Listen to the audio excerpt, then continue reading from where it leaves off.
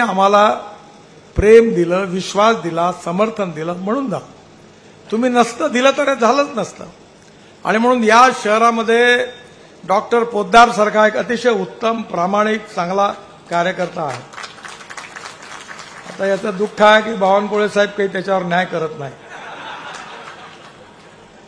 कारण असं आहे की चांगला माणूस असतो, घर की मुर्गी डाल बराबर. त्यामुळे बाहेरचा चिकन मसाला सावजीचा चांगला लागतो. जरा जुन्या लोकांकडे लक्ष ठेवा. हे जोपासलेले कार्यकर्ते माझ्या का आता मी तर नाही आहे, तुम्ही नेतृत्व करता. जर या प्रामाणिक कार्यकर्त्याची तुम्ही कदर नाही केली तर जेवढ्या जोराने वरती चालल्या तेवढ्या जोराने खाली आल्याशिवाय राहणार नाही, हे तुम्ही लक्षात ठेवा.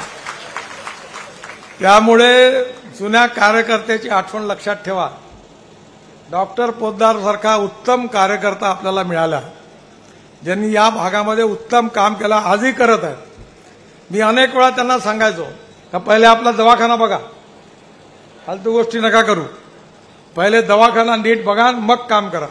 पण डॉक्टर पोद्दार असे का दवाखाना ठेवला बाजूला आणि गावभर फिरून आपलं काम करत होते. प्रामाणिकपणे जनतेकरता काम केलं पाहिजे, ही भारतीय जनता पार्टीची शिकवण आहे.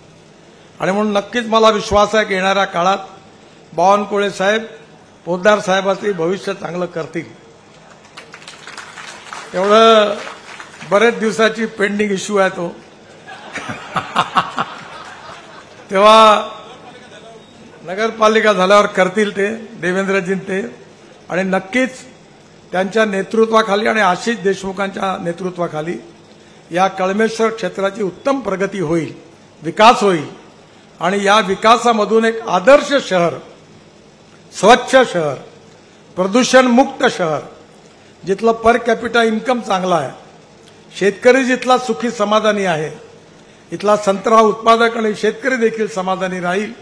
कारण आपल्या भागामध्ये मोठ्या प्रमाणावर वेगवेगळ्या प्रकारचा विकास करण्याची जबाबदारी डॉक्टर पोद्दार साहेबांनी घेतली आहे. आणि त्यांच्या मागे बावनकुळे साहेबांनी आम्ही सगळे उभा आहोत. आणि नक्कीच हे चित्र असं आज बदललं, यापेक्षा चांगलं बदलल्याशिवाय राहणार नाही, असा विश्वास व्यक्त करतो.